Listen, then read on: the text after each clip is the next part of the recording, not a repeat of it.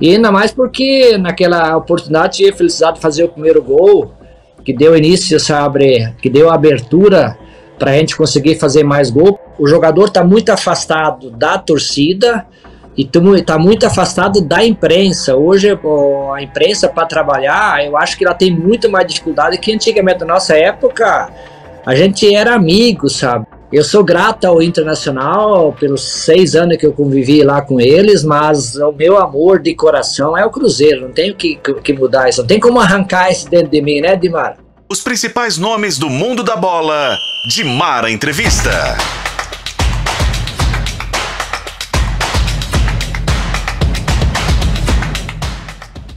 Dimar Entrevista chegando para você, sempre agradecendo a sua audiência, você que está aí nos 91.7 da FM O Tempo, no portal O Tempo, no canal O Tempo, enfim, que está nos acompanhando em todas as plataformas digitais de O Tempo, lembrando também no YouTube de O Tempo e agora no nosso novo youtube.com/@O Tempo Esportes, acompanhando o Dimar Entrevista e agradecendo sempre você que está aí do outro lado. Obrigada mesmo. Hoje a gente vai trazer alguém que foi um pedido de vocês. Eu leio todos os comentários, sabe, Léo? Léo Campos de novo comigo. Obrigada, Léo. Sempre um prazer, Dimar. Eu que agradeço. Eu que sou talvez um jornalista um pouco mais dessa geração mais atual, né? Então, às vezes eu vejo muitos vídeos, leio bastante sobre conquistas do passado, sobre times históricos, e aqui no Dimar Entrevista eu tenho a oportunidade de conversar tanto com jogadores que eu estou vendo ainda, né, em atividade, como atletas que fizeram história e que tem muita história para contar aqui no Dimar Entrevista. Esse fez história mesmo, mas muita história. Primeiro, eu vou dizer o seguinte, só no Cruzeiro, é do Cruzeiro, hein, gente? Ele ganhou a Supercopa Libertadores 91, a Copa Ouro 95, a Master da Supercopa 95, a Copa do Brasil 93, o Campeonato Mineiro 87, 90, 92, 94. Pela seleção brasileira, ele é um dos poucos jogadores que tem 2 medalhas de prata olímpicas, 84 e 88, e foi medalha de ouro nos Jogos Pan-Americanos em 87. Eu não falei do Internacional nem dos outros, porque a gente vai falar no decorrer da entrevista, mas ele foi um pedido de todos vocês e ele está aqui com a gente. Todo mundo tem muita curiosidade de saber onde ele está, um dos maiores meio-campos da história do Cruzeiro. Ademir, seja muito bem-vindo, meu querido.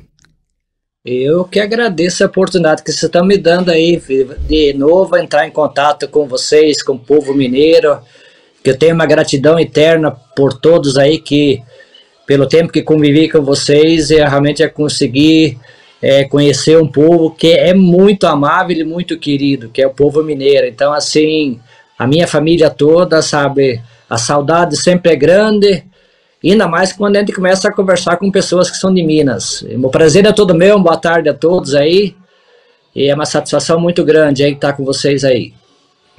Grande amigo, né, que o futebol me deu, graças a Deus, da família, de todo mundo, né, o tempo que ele ficou no Cruzeiro. O Cruzeiro foi o time em que ele mais tempo jogou. E a gente guarda essa amizade, esse carinho. Eu tô vendo ali a Fazenda, né? Porque disso ninguém esquece, sabe, Ademir? Eles escreviam assim, chama o fazendeiro pra falar. O fazendeiro tem que contar o que ele tá fazendo. Aí, então, ele tá na Fazenda. É isso mesmo? É fazendeiro? E ele começou essa história no Cruzeiro, tá, gente? Não, fazendeiro não. A gente é do... Eu falo assim, a gente é do campo. É assim, eu, na realidade, Dimar, eu na época do Cruzeiro... ou até um pouco antes do Inter, eu sempre coloquei na minha cabeça um dia que encerrasse a minha carreira no futebol, a primeira opção minha seria voltar às minhas origens, onde eu me criei, onde eu nasci, meus pais, sabe, que vieram lá do Rio Grande do Sul, foram colonizadores aqui na nossa região, meus avós, né? Então, assim, eu fui para uma coisa que eu já tinha algum conhecimento, porque... a gente sabe que a carreira do jogador ela tem um certo tempo e você tem que se preparar para alguma outra coisa. Ou você se prepara bem para ficar dentro do futebol, ou você já vai para uma linha onde você já tem conhecimento. Até eu optei assim, porque o futebol deu muitas alegrias, muitas amizades. Uma das grandes amizades é você, Dimar. Esse dia até conversei com a minha esposa. A Dimar é uma pessoa que marcou pelo carinho que ela era uma alta profissional e ao mesmo tempo ela tinha um carinho muito enorme pelo seu trabalho e com quem convivia com ela. Então todo mundo só tem coisa boa para falar de você, Dimara, tá bom? Ah, coisa linda, manda um beijo enorme para ela. Também vi os meninos pequenos, gente, e agora ele é até avô já, né? 12 anos? 3 netos, uma de 12, uma de 3 e um de 2 anos. Gente, que deve ser um avôzão, né? Léo Campos, esse é o Ademir, esse moço humilde, porque ele é assim o tempo inteiro, sério, muito correto nas coisas que ele fazia e faz, né? Ele dentro de campo ele é o líder mesmo, peraí, vamos aqui e tal, e olha que ele pegou uns jogadores, né, Ademir, assim, que não eram tão, mas ele botava todo mundo na linha.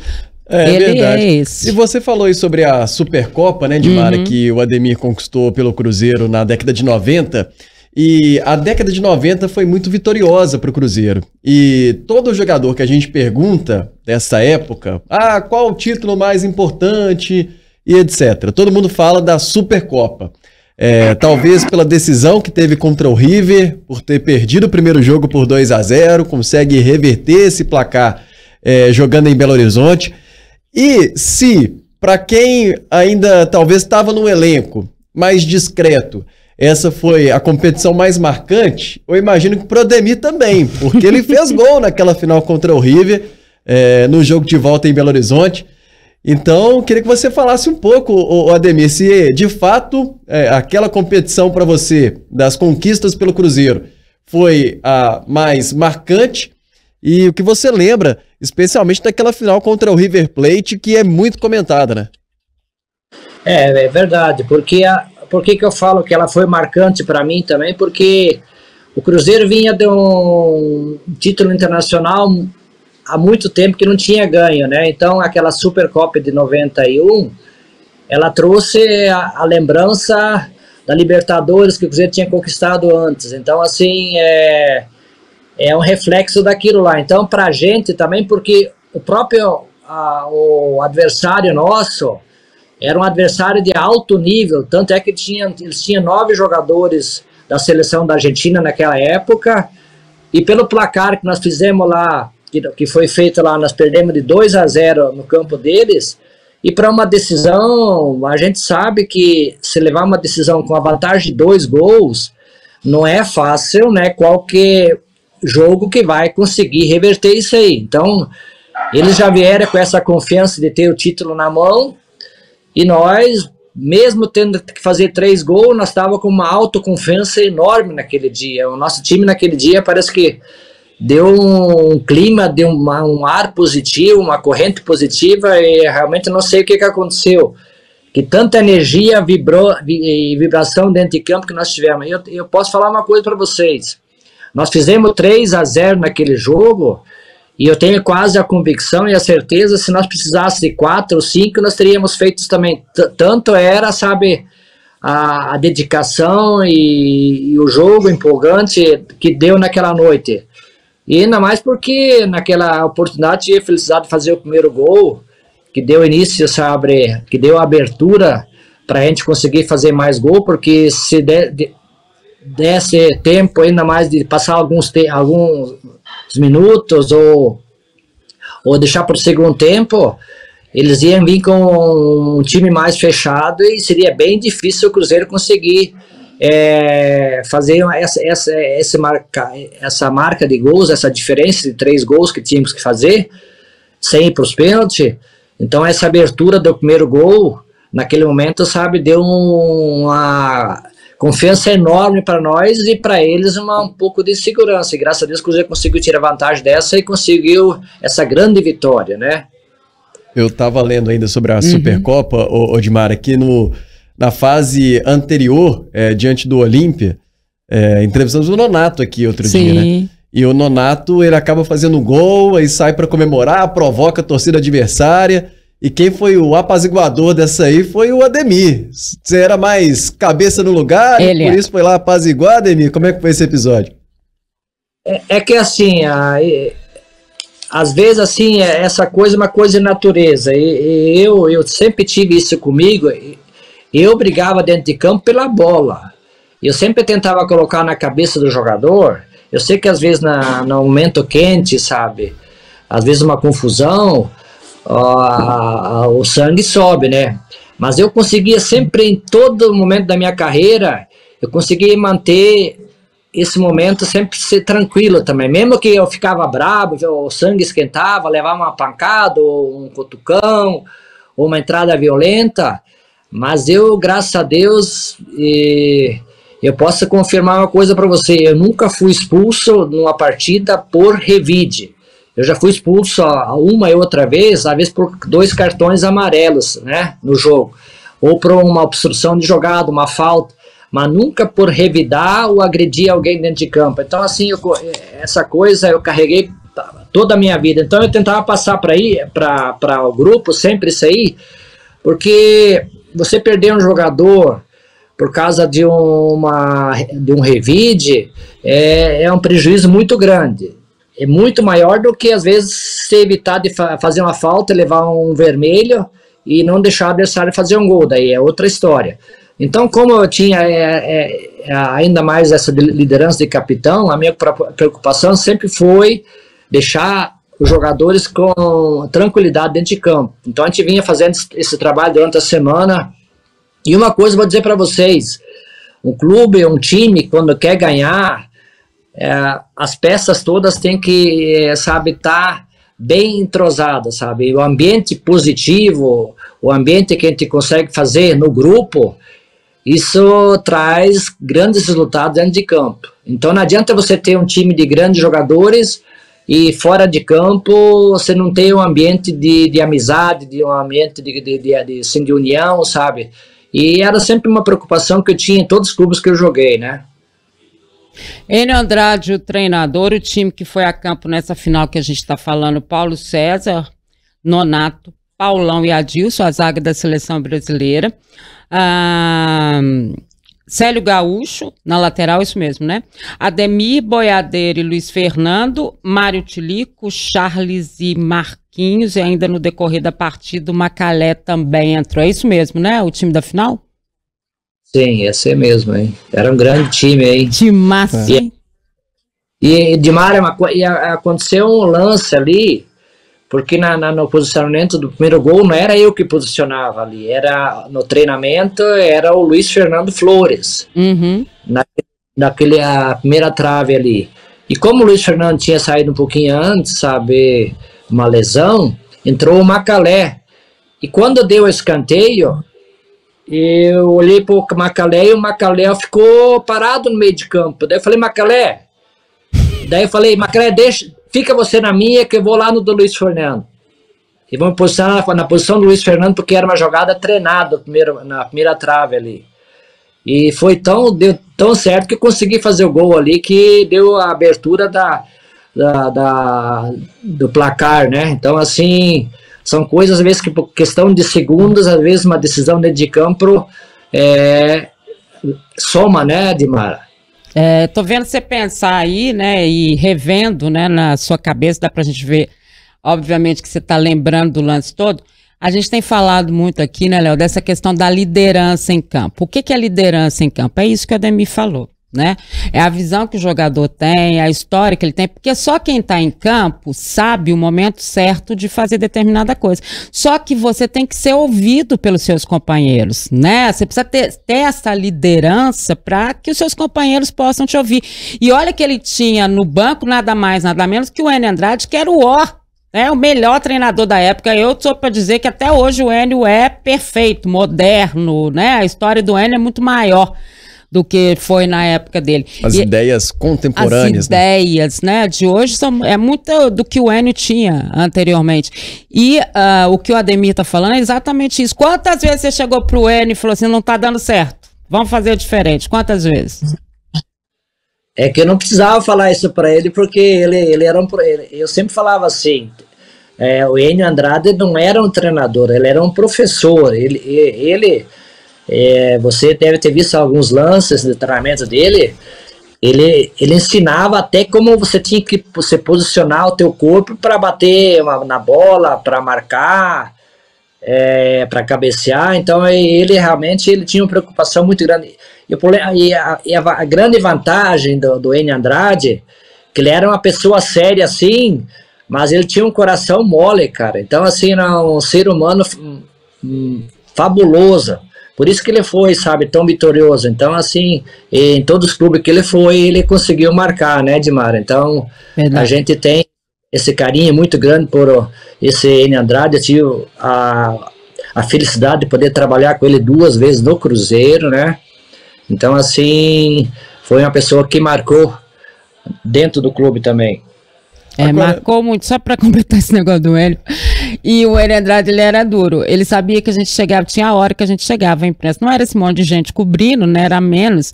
Então, tipo assim, a gente chegava um pouco antes do treino começar, tipo, começava 9 horas, então a gente chegava 8h30, por aí, os jogadores estavam chegando também e tal. Aí eles iam pro campo, a gente ia também. Teve um dia que eu atrasei, eu devo ter chegado 9h15, 9h20, ele mandou eles jogar bola em mim, todo mundo chutando bola em cima de mim. Tipo assim, você tá atrasada hoje, menina. Você tá atrasada. Até a jornalista tinha que ter a disciplina, né?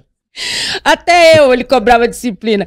E nas transmissões, né, eu ficava atrás do banco do Cruzeiro, né, nas transmissões na época pela Bandeirantes, e ele virava pra mim atrás e comentava comigo, aqui, eu treinei isso essa semana? Você lembra se eu fiz isso? Eu falava assim, meu Deus, o que eu falo pra ele? Que ele treinou ou que ele não treinou? O que ele quer ouvir? Ele era muito bacana, Léo. Você me fez ter um pouquinho de inveja agora, né? Dessa época do jornalismo que aprendia-se muito mais, né? Sim. Ficava ali à beira, de fato, do gramado, dos treinos, acompanhando todo o processo. Ô, Léo, só para entrar um pouquinho no teu raciocínio ali, hoje o que eu vejo é o seguinte, o jogador está muito afastado da torcida e está muito afastado da imprensa. Hoje a imprensa, para trabalhar, eu acho que ela tem muito mais dificuldade que antigamente. Na nossa época a gente era amigo, sabe? Hoje não, hoje parece que é profissional da imprensa e o profissional atleta. Acho que tem uma distância muito grande, pelo menos é isso que eu percebo. Não sei se você tem um pouco de razão nisso aí, Léo. Totalmente, né? Acho que o profissionalismo sempre pode existir, deve existir, né? Mas você não necessariamente precisa ter um laço de amizade. Se tiver, ótimo, melhor, né? Como é bom ver isso aqui que vocês construíram, então é sempre melhor. Mas não é uma necessidade, digamos assim, né? O problema é realmente a dificuldade para se trabalhar, né? Então acho que isso pega tanto para um lado do jornalista, quanto às vezes para o lado até do jogador, do treinador, que às vezes é criticado muitas vezes, injustamente, né? Se você não está acompanhando ali o processo, não está entendendo muito o que está acontecendo. Ô Ademir, mas você está aí na sua fazenda, está mexendo aí com a sua agricultura, e você tem acompanhado o futebol, tem visto o Cruzeiro atualmente, o que tem feito você parar para acompanhar futebol? Olha, Léo, na verdade, esporadicamente eu tenho visto o Cruzeiro, sabe? Depois que até minhas netinhas, sabe, tudo tava, a mais velha, ela era doente pelo Cruzeiro. E naquela vez, quando o Cruzeiro estava disputando para não cair, e no final de ano eu tinha uma viagem programada para ir a Belo Horizonte, e a minha netinha sempre queria entrar, ela viu os meninos entrando no jogo, assim, ela assistia bastante o jogo do Cruzeiro. Então eu acho que ela tinha para 4 ou 5 anos, quando o Cruzeiro, um pouquinho mais velha ela era. Daí nós já tinha programado para ir a Belo Horizonte para num jogo eu consegui colocar ela para ela entrar em campo com os jogadores do Cruzeiro. Mas nisso o Cruzeiro caiu. Você pensa numa menina que chorou. Que dó. E daí com aquilo lá nós perdemos um pouquinho a graça de ir para ela entrar em campo, porque deu uma desestruturada na equipe do Cruzeiro, no clube, né? E que realmente não era para estar onde estava, na segunda divisão, né, Dimara? Com certeza. Não então, assim, ela até meio esfriou esse negócio do Cruzeiro. Meus meninos continuam torcendo ainda. Eu sou um eterno cruzeirense, não tenho que mudar mais isso aí, né? Até os Colorado aqui, que é uma região que tem muito gremista e Colorado, do Inter, eles me cobram muito. Vem cá, para quem você finalmente torce? Se é pro Cruzeiro ou pro Inter? Eu falo assim, ó, eu torço onde eu fiquei mais tempo, não que eu não tenha mais. eu sou grato ao Internacional pelos 6 anos que eu convivi lá com eles, mas o meu amor de coração é o Cruzeiro, não tenho que mudar isso, não tem como arrancar isso dentro de mim, né, Dimar? Não tem. E como falta esse amor hoje, né, Ademir? Às vezes a gente fica... Óbvio, né? As coisas mudaram muito, né? Os próprios jogadores ficam, às vezes, pouco tempo nas equipes, mas a própria relação deles, ou seja, com a SAF, ou com as diretorias, né? Elas perderam essa coisa da magia do futebol que tinha mesmo. E não era só a magia do futebol jogado, mas era a magia do que esse time representava para essas pessoas, né? O Ademir não é daqui, ele é de Toledo, ele jogou antes no Internacional, mas ele chega no Cruzeiro e faz, né, e tá ali, é capitão de um grupo muito próximo, né, são jogadores que cada um conhecia o outro, sabia as dificuldades, né, a gente falou do Boiadeiro, esses dias eu entrevistei ele, e o Boiadeiro, a gente lembra, né, Ademir, Boiadeiro não gostava de viajar de avião, Boiadeiro tinha os negócios dele, não aparecia pra viagem, não sei o quê, e todo mundo respeitava essa coisa dele, até o Enio, que era complicado, respeitava, né, complicado que eu digo assim, muito disciplinador, né? Então cada um respeitava o que o outro tinha e eles não deixavam de ser amigos, eles não deixavam de ser parceiros, né? Enfim, então tudo isso era diferente. Hoje em dia não, hoje em dia você tem um grupo que talvez ali se encontrar em campo e ainda, né, você ainda acha, mais ou menos, mas às vezes nem se encontram depois daquilo, não conversam sobre o que aconteceu, né? Esses meninos, na época, se perdia o jogo, meu Deus, voltava todo mundo pra toca e conversava, via onde é que tinha errado, não era assim, Ademir? É verdade, Admar, assim, por isso que volta aquele negócio da distância, porque um dia que eu fui... Uma das últimas vezes que fui a Belo Horizonte, inclusive eu fui na Bandeirantes lá fazer uma entrevista à noite, e daí até a própria da imprensa ali, tipo assim, queria conversar com o Zinho, na época que o Zinho estava no Cruzeiro, se você queria falar com o Zinho, eu fiquei, sabe, abismado com isso. Ele falou, eu tenho que ligar lá no Rio de Janeiro pro assessor de imprensa dele para marcar uma entrevista aqui. Tem cabimento isso aí? Tem cabimento? Então, assim, eu acho assim, na nossa época de Mara e Léo, o clube era a nossa segunda família, né? Então, assim, tanto que a gente tinha essa convivência, eu era um jogador que, o dia que eu perdia, eu ficava 3 dias sem vontade de ir pra rua para não encontrar um torcedor pela vergonha que eu tinha de não ter ganho o jogo, sabe? Ou não ter tido aquele resultado que o torcedor esperava da gente. Então, assim, a gente sabe, hoje geralmente parece que quando acaba um jogo, perdeu, ganhou, parece que é tudo a mesma coisa. E para nós, machucava uma derrota, porque nós éramos jogadores, torcedores, pelo vínculo que a gente criava com o clube. E hoje acho que existe uma não sei se é profissionalismo ou muita frieza, né? Porque a gente vê o jogador perder um título e parece que continua a mesma coisa, perder um jogo de treino, né? Pelo menos assim. É a percepção, é a coisa que o jogador me passa hoje, né? Agora, Ademir, entre as passagens pelo Cruzeiro, né, você passou pelo futebol argentino, foi pro Racing, né? Um pouco mais rápido, né? Foi ali uma temporada só. Como é que foi essa sua saída do Cruzeiro para ir para a Argentina, sua passagem por lá e o retorno?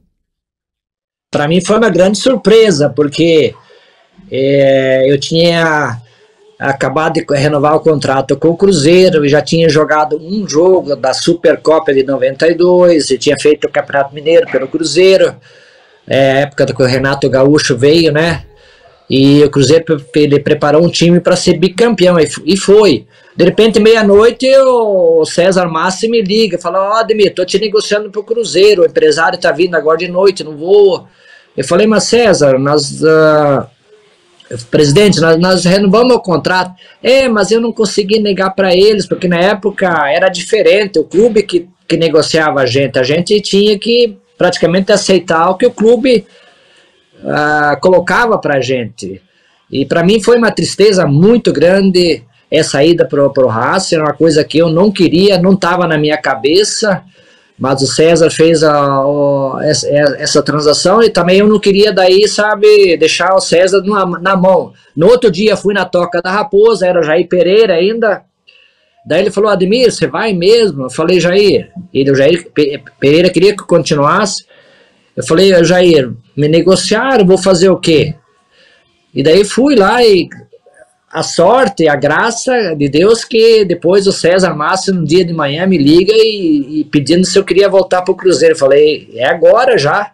Tanto é que eu me apresentei na terça, na quarta eu já joguei contra o Vasco a semifinal da Copa do Brasil daquele ano. É verdade. E ninguém entendeu também aquele processo, né? Nós da imprensa e todo mundo, ninguém entendeu. Lembrando, César Massa, ex-presidente do Cruzeiro, né? Ele ficou muito famoso porque foi ele que, né, trouxe o Ronaldinho, foi ele também que vendeu o Ronaldinho, né? Enfim, quando ele estourou e tudo mais. Ele também ficou famoso por essas conquistas do Cruzeiro, né? Na época, em tempo sul-americano também. E aí o Ademir volta e é campeão da Copa do Brasil 93 com o Cruzeiro. E aí era o Cruzeiro de Pinheiro, né? Pinheiro tinha sido técnico do América. No ano seguinte, Pinheiro assume o Cruzeiro. Um cara bacana, gente boa, né? Muito. Verdade. Eu me lembro. Olha só, a gente era tão próximo, que eu chego na Toca da Raposa, primeiro dia de Pinheiro lá. Aí Pinheiro vira pra mim e fala assim: você acha que eu fiz a coisa certa? Eu falei: oi? Aí ele falou assim: não, Marta, você me conhece, você sabe como é que eu sou, assim. Eu falei: lógico que você fez a coisa certa, o que é isso, né? Vai ter um time bacana pra você e tal. E aí o Cruzeiro levou o Éder Aleixo, né? O título nacional que o Éder tem é com o Cruzeiro, né? De 93 e tal. Mas o Pinheiro, gente, ele era, assim, maravilhoso também, né, Ademir? Ademir ajudou muito ele, né? Conta. Ele era muito assim, simples, assim, como é que eu vou te falar? É simples, né? Então ele era, nossa, uma tranquilidade, e essa tranquilidade ele passava pra gente. Eu nunca vi ele xingar um jogador, né? Porque às vezes acontece, treinador que no calor do treino, do jogo, ele às vezes chega mais rígido para o jogador, mas o Pinheiro era muito tranquilo, e foi graças a Deus que ele conseguiu, para ele, uma alegria muito grande ser campeão com o Cruzeiro também, né? Foi. Uma coisa que ele não esperava mais, né, na idade dele, um campeonato nacional, né? E assim, o pessoal às vezes não esquece, vai lá olhar a história de Pinheiro, tá? Pinheiro foi um dos grandes nomes do futebol brasileiro, um dos grandes jogadores da história do futebol brasileiro. Eu sempre mando o pessoal, né, ir pro Google, pra internet, porque para poder eles lembrarem, que às vezes a gente fala assim, Pinheiro, eles falam assim, mas de onde que esse homem saiu, né? Quem é esse cara, né? Vai lá e olha quem foi Pinheiro. Um dia a gente vai fazer um programa só para contar a história de Formiga, Pinheiro, que foram técnicos do América, né? E quem são essas pessoas? Porque é muito fácil falar de quem fica muito na mídia, né? Como foi o caso do Pelé e tudo mais, mas esses outros jogadores, Pinheiro é ídolo do Fluminense, foi ídolo do Fluminense e tudo mais. Ah, mas você viu? Não vi. Mas é porque a gente faz parte da gente saber a história do futebol. É igual o Léo, conversando com o Ademir. Tenho certeza que o Ademir, pro Léo, é muito mais ídolo do que qualquer outra coisa. Mas você conhece a história dele no futebol. Você conhece a história do que ele representou pro Cruzeiro, né? Então você, torcedor que está acompanhando a gente hoje, seja você do Cruzeiro, do Atlético, do América, porque na verdade a gente sabe o respeito que o Ademir sempre teve, né, de todas essas torcidas, a gente, para poder viver esse futuro, né, que está aí na frente, viver esse presente, né, ver por que a gente critica o Cruzeiro de hoje, ou o Atlético, ou o América, ou determinadas situações, tem muito da história que esses clubes viveram, do DNA desses clubes, que às vezes não é respeitado, né?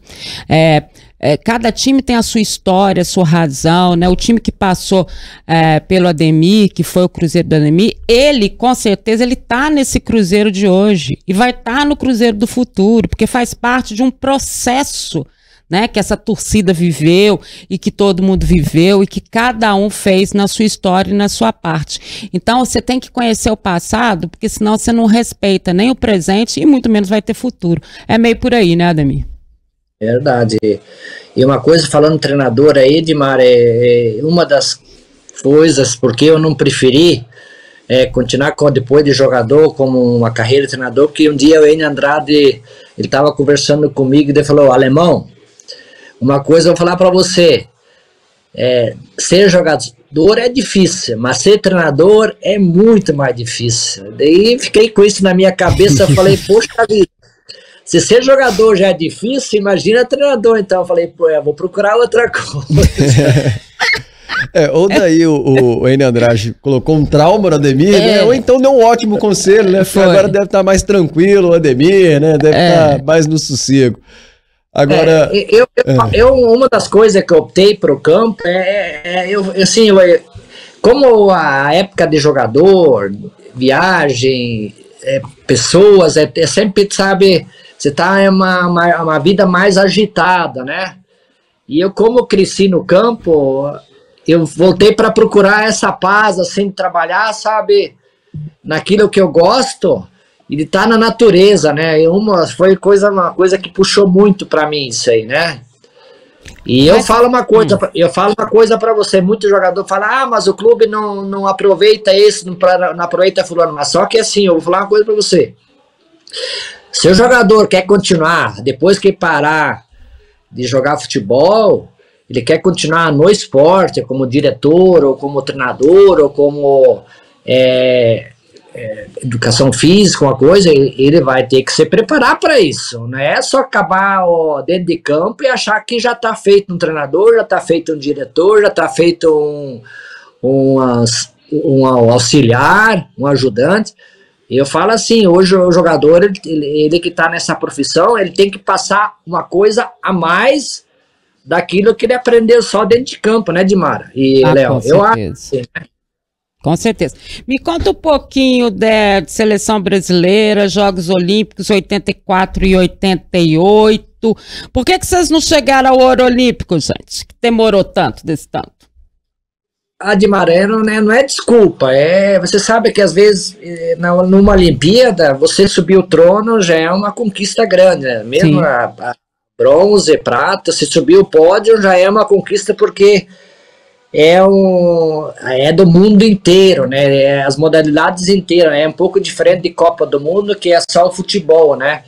Mas o que eu falo assim, a gente viu, por que a geração do Zico, do Falcão, do Sócrates não conseguiram ganhar uma Olimpíada? Eu acho que o Brasil, até uma certa altura, ele dava pouco valor para fora a Copa do Mundo, ele só acho que tinha preocupação com a Copa do Mundo, ele não se preocupava com o Sub-17, com os juniores, com as Olimpíadas, porque às vezes que eles, sabe, se prepararam bem mesmo, o Brasil conseguiu 2 medalhas de ouro. Eu acho que é uma das coisas, se dedicar a isso aí. Naquela vez, eu lembro de 84, foi a base do Internacional, porque não tinha mais tempo para preparar a seleção, e daí pegaram um time que estava mais ou menos entrosado e convocaram 9 do Inter, e daí fizeram mais 9 do Brasil inteiro e fomos para Olimpíadas.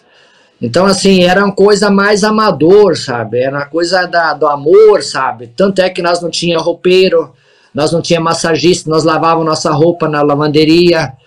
Então, 88 já foi um pouco diferente, daí com o Carlos Alberto Silva já foi uma preparação um pouco mais longa, e daí os treinadores preparavam jogadores assim para Olimpíadas, de repente 2, 3 meses antes, os clubes onde ele estava vendido no exterior não liberava mais o jogador para Olimpíadas, ao contrário do que uma Copa do Mundo que é obrigada a liberar, né, de mar. Então, assim, acho que o Brasil sempre dava muito pouco valor para uma Olimpíada. Eu acho que foi uma das coisas que o Brasil demorou para ganhar uma de ouro, né? Mas mesmo assim foram 2 pratas, né? Ele tem 2 pratas. Isso em Olimpíadas, gente, é muita coisa, né? É muita coisa. Consecutivo, né? Foi 84 e 88. E sempre teve essa discordância ou concorrência entre a FIFA e um comitê olímpico, né? Sempre. Então, de qual competição será mais importante? A Copa do Mundo ou as Olimpíadas? Hoje, a gente já dá até um pouquinho mais de valor do futebol dentro das Olimpíadas, mas de fato, assim, quando eu comecei a acompanhar as Olimpíadas, o futebol já não era tão, assim, famoso, tanto é que nem a equipe principal nunca foi, né? Não ia. Sempre era sub-23, tinha um limite ali de jogadores que você poderia chamar com uma idade superior. Agora, Ademir, outro dia a gente conversou aqui com o Elzo, né? E eu fiz essa pergunta para ele sobre o futuro de seleção brasileira, né? E aí pensando até de conquista mesmo, Copa do Mundo, mas o próprio jeito da seleção jogar, né? A Copa que me lembro bem, de 2002, da última conquista, ainda com seus percalços, foi uma seleção que chega um pouco pressionada, questionada, o Filipão precisava ali também abaixar aquela pressão que tinha dentro da seleção, mas já era de praxe, né? A seleção ela sempre vai viver assim. Mas a gente tá difícil produzir grandes astros hoje do futebol, e aí quem viu aquela seleção ou as seleções que formamos, que conquistaram a taça de campeãs do mundo, e a partir de agora vai ser algo raro ou muito difícil de acontecer? O que você acha? Olha, Léo, a gente nunca pode ser pessimista, mas a gente tem que ser realista. Da forma como o Brasil está jogando hoje, como eu vejo hoje os atletas, o que o Neymar tá, eu não sei se ele vai conseguir jogar uma Copa do Mundo. E eu acho, para mim, hoje, foi dos últimos gênios que apareceu no futebol.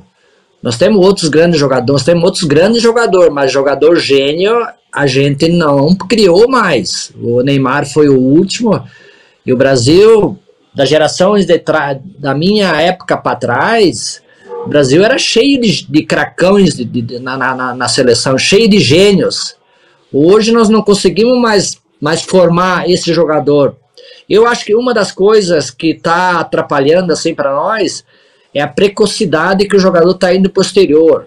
Que às vezes aparece um jogador bom aí, ele já está negociado com um time grande lá fora. E nas épocas que o Brasil ganhou,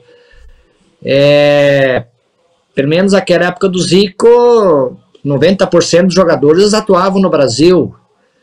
Hoje nós não temos um jogador da seleção brasileira titular que joga no Brasil, mas hoje está jogando tudo lá fora. Então, não sei se os clubes, não tem mais esse poder de segurar o jogador, ou a mentalidade dos clubes mudaram em ganhar dinheiro em vez de ganhar títulos. Eu acho que assim, antigamente o torcedor falava assim, eu não quero saber se o clube está devendo milhões, eu quero saber que o clube ganha títulos. Hoje aparece um jogador assim, já aparecendo com nome, até o próprio torcedor está falando, não, daqui a pouco ele já está jogando no Real Madrid, vai estar jogando no Barcelona ou no Manchester. Eles não pensam em que ele dê sequência no clube dele para ganhar títulos. Então, assim, hoje o jogador da seleção, ele está muito longe do torcedor brasileiro, está muito frio essa convivência. Eu acho que é um dos fatores que nós vamos demorar muito para ganhar um título numa Copa do Mundo. Eu, pelo menos, penso assim. Exportamos jogadores e acho que exportamos também o nosso futebol, né? Perdemos o futebol. Aqui, exportamos jogadores, perdemos o futebol. É mais ou menos isso que acontece. Até porque nem a base tem mais. Por exemplo, a base do Cruzeiro viu o Ademir treinar, né? Via o time dele treinar, falava assim, um dia eu quero isso aqui. Né? Hoje você pega o jogador da base, ele fala assim, um dia eu quero ir para Premier League, um dia eu quero jogar no futebol espanhol, um dia, né? E às vezes nem isso, às vezes vão para os mercados alternativos pela parte financeira, né? Que é o que realmente importa, não que dinheiro não importe, a gente sabe sempre que o dinheiro importa para o clube e para tudo mais. A questão é a seguinte, já era para ter acontecido um tipo de lei de proteção a esses jogadores mais novos. Não é do jogador, né? O não é do jogador, tá né? Se oferecendo para esse mercado. Aí o pessoal fala, mas tem mecanismo? Tem. Ele não pode ir se não for maior, essa coisa toda. Mas ali ainda é uma passagem dele da base, né? E mesmo quando ele é mais novo, os clubes lá de fora arrumam um jeito, leva o pai e a mãe, né? Leva o pai para trabalhar e o menino acaba indo muito novo. Então, assim, era um mecanismo de proteção, pelo menos até ele ter uns 21, 22 anos, que ele pudesse dar uma história e ter uma história no Brasil primeiro, antes de ir para fora. Algo que fosse feito, não precisa ser só no Brasil, não. Acho que vale para o mundo, né? As pessoas têm poucas raízes, os jogadores têm poucas raízes. Aí você vai falar, é culpa do Neymar, isso tudo, que a mídia anda atrás dele, que não sei o que. Não é. Ele é o último. Ele foi o primeiro grande jogador desse que o Ademir tá falando, do gênio e de tudo, até a internet tomando conta da vida dele.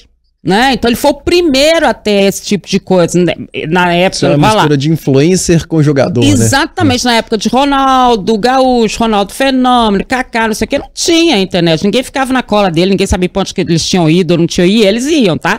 Mas não tinha essa repercussão toda. Então, assim, é um mundo de futebol que mudou, as pessoas ficaram mais próximas deles via internet, mas muito mais longe do que eles são como jogadores.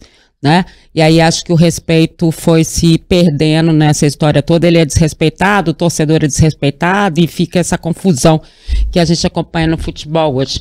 A gente vai caminhando para o final deste programa, Demi, mas eu já gostaria de te convidar para uma próxima vez, obviamente, para a gente falar mais aqui da sua história, do Cruzeiro, né?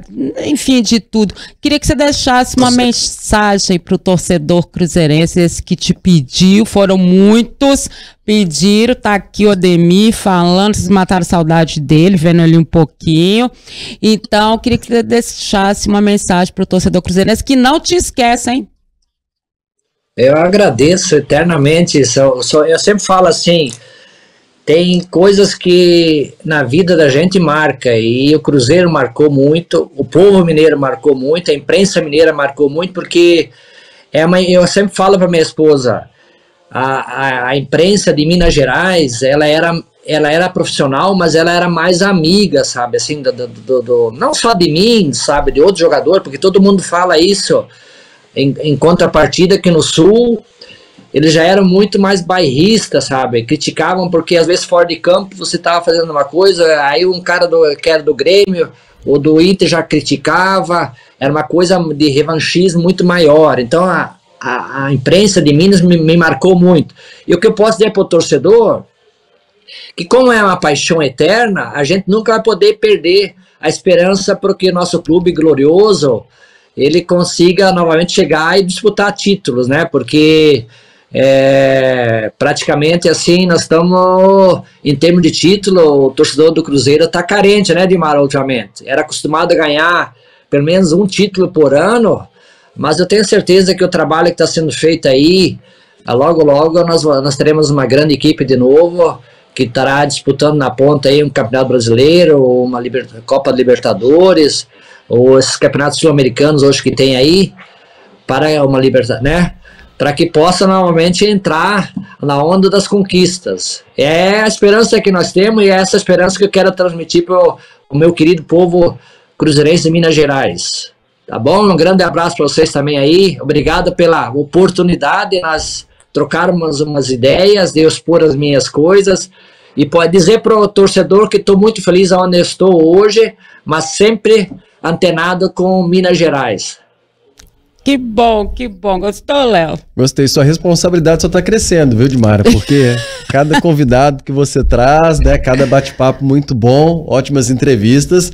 Então o seu sarrafo só está crescendo aí, viu, Dimara? Porque eu tenho amigos assim. Valeu demais, querido. Ô, Léo, ela sempre tinha potencial e tem um potencial muito grande, como profissional e como ser humano. Essas duas coisas juntas, o peso fica grande, né, Dimara? É verdade, Ademir. Eu tenho muitos amigos. Valeu demais, querido. Abração na família, beijo na sua esposa. Obrigado. Uma hora eu vou aí, vou fazer matéria na sua fazenda. Vou mostrar pra galera.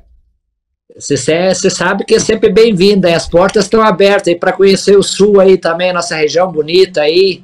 Tá bom, Dimara? É isso então, Ademir, obrigada demais. Prometo que a gente vai aí, sem dúvida nenhuma, pertinho de você, trazer pro pessoal aqui o que você tá fazendo aí. Aí já com imagem da fazenda e tudo mais, tá bom? Obrigada demais, querido. Léo, obrigada. Eu que agradeço o dia, até a próxima. Até a próxima. E você é isso, Dimara Entrevista desse jeito. Você pode ir lá embaixo dos comentários e pedir quem que você quer que a gente traga, quem que você tá com saudade. Escreve lá que eu prometo que a gente vai atender, tá bom? Beijo grande, até a próxima semana. Tchau.